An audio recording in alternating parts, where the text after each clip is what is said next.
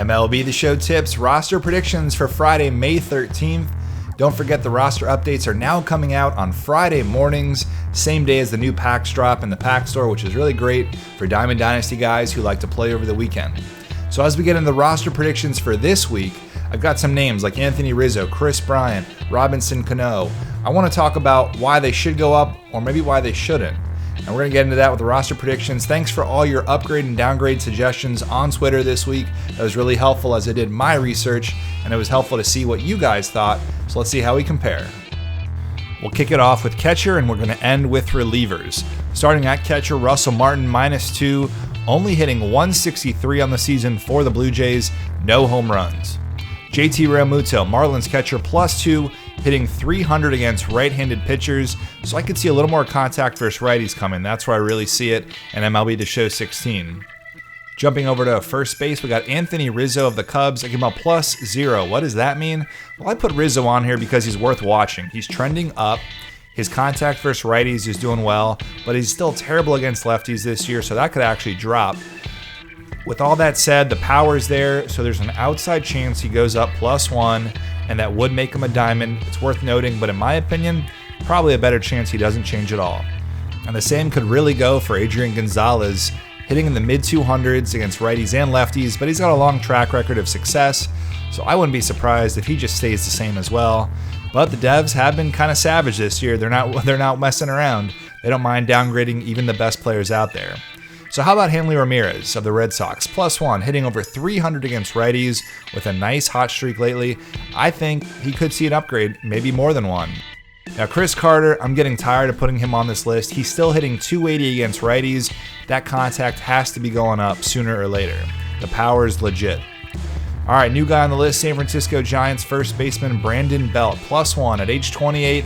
Is Belt about to put together a great season, or is this just another hot start or a hot streak? He's hitting over 300 with great contact against righties and lefties, and there's some average power there too, so maybe a 1-point, 2-point upgrade for him. And how about Robinson Cano? The guy's got 12 home runs already. I think a +2 or even a 3-point upgrade, not diamond status just yet for Cano. Daniel Murphy, these guys have been on my list for a while now, but he's still hitting nearly 400, 5 home runs. If he doesn't get upgraded, I don't know what it's going to take. And another second baseman having a great start to the year is the Rangers' Odor. 6 of his 7 home runs against righties, while combined he's got a 300 average. I could see contact and power upgrades coming from Odor, knocking on the door for gold. All right, heading over to third base, Chris Bryant, I still think deserves a +1 while hitting over 300 against righties. That's where I think the contact and the overall upgrade could come. Now, Nick Castellanos, great upgrade in the last update.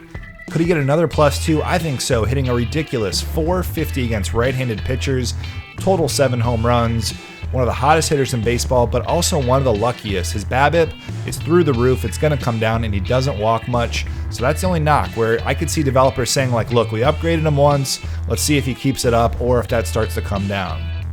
Manny Machado is now playing shortstop on an everyday basis. If he gets moved from third to short, he goes up +1, just like I told you last week. So he got the +2 last week for his performances. This week it could be a +1 if Devs finally move him from third to short. All right, let's jump to the outfield. We got Yoenis Cespedes. I give him maybe a +1, 11 home runs, a .290 batting average, but I kind of see those stats reflected pretty well in the attributes of the game. But there's still a good chance he could go up because of his recent performance, and that track record is there. He's still red hot to start the year. Now, Boston's Jackie Bradley Jr. has also been on a tear of his own, 16-game hitting streak. Give him a +2. The question is, will he keep it up? We've seen him do this before, where he goes on these 2 or 3 week stretches and then nothing for a month. We'll find out. Over to right field, Stephen Piscotty, give him a +2. He's hitting over 400 against lefties and nearly 300 against righties. I could see some serious contact boost for the Cardinals outfielder. All right, let's go over to pitchers where Sonny Gray could get another downgrade. In back-to-back starts, he's given up 7 earned runs. Terrible start to the year, big command issues. Not a great look for the Oakland A's ace. Now, one guy I think's pitching really well is Danny Salazar of the Indians, +1. I'm really on board with this guy. I've been on his bandwagon for a while.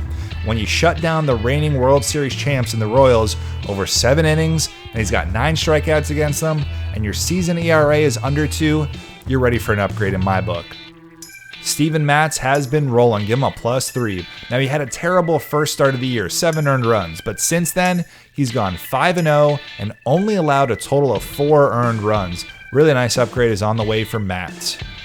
Now, Blue Jays starter J.A. Happ, I think, could get a +3 with an ERA of 2, and he nearly threw a complete game shutout against the Giants this week, so watch out for him. Boston Red Sox pitcher Stephen Wright, +3. He didn't get the upgrade I was expecting last week, so this week, just to make sure devs noticed, he threw a complete game for the win. Now, a couple of relievers I want to mention. The Cubs closer, Hector Rondon, is ready to make that jump from silver to gold, absolutely killing it for the Cubs. And then Steve Cishek, +2.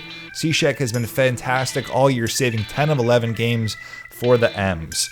So those are your roster predictions for Friday, May 13th. Let me know in the comments section below what you think of upgrades and downgrades. And we'll see you back for more MLB The Show tips.